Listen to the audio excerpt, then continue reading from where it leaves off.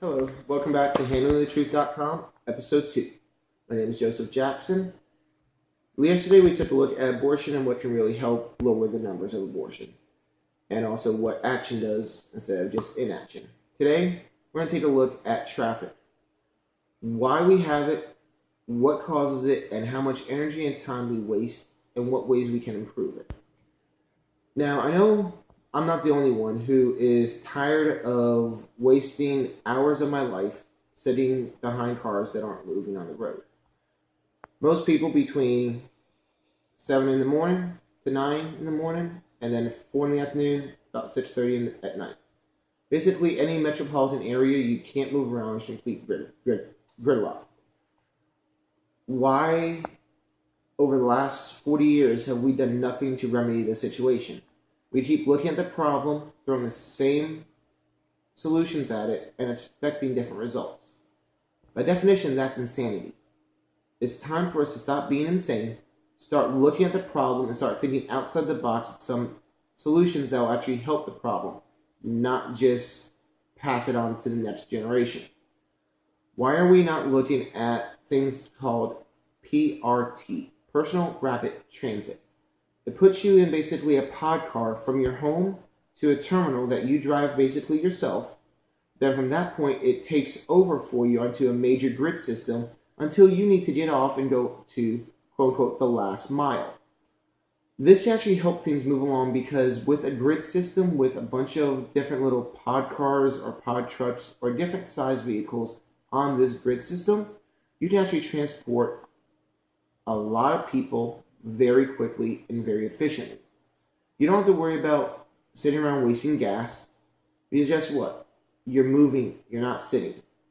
2, you can use solar power to actually move the vehicles along because they have to be connected to a track, and that track can be retrofitted with solar panels to gain solar energy.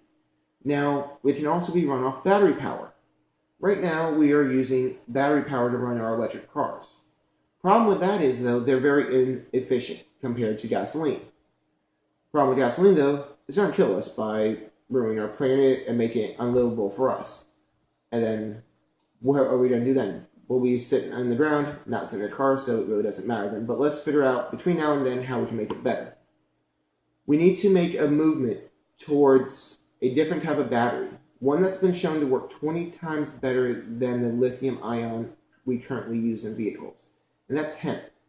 You make a hemp fuel cell, which will actually power a vehicle better than the lithium-ion, be less environmentally dangerous on recycling, and you can grow a whole harvest of it in 4 months, use it, and then keep reproducing it. So you don't have to cut down anything, do anything, or be around anything that actually hurts the environment. Now, in the meantime, though, while we're improving and getting those batteries set up, you can grow hemp and use hemp oil instead of crude oil, which is a lot better on the environment. Then you don't have to go into fracking and all the issues with that. We'll get into fracking and other issues with that at another time, but let's stay on the traffic tonight. What are we willing to do right now to make the pod system viable? We don't have enough money, we don't have enough manpower, and we don't have enough time. So that's why we're stuck doing things the old way. So what are we willing to do? Are we willing to pay a little bit more in taxes for our time? Personally, I am. Are we willing to put more people to work in construction to construct this project? Why not? It'll help lower unemployment. It'll help sales tax revenue, spur the economy on, and a lot of more other things that hiring more people to do a national works project will once again spur the economy and help us move forward as a nation. Back when Eisenhower suggested that we do the interstate road system, people were skeptical.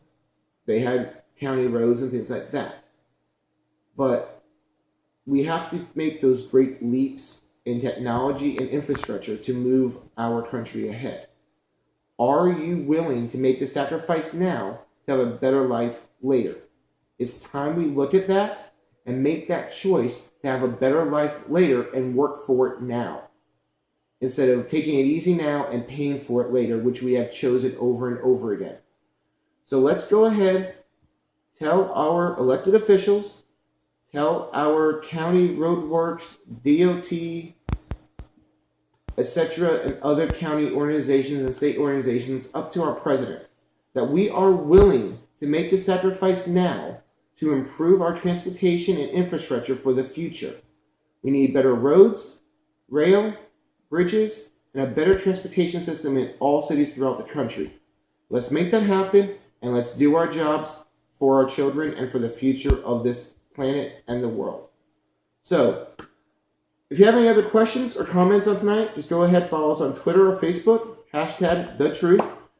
Check back tomorrow night for episode 3. And we will see you later. And just remember, even when the truth is inconvenient, we still handle it. You have a nice night.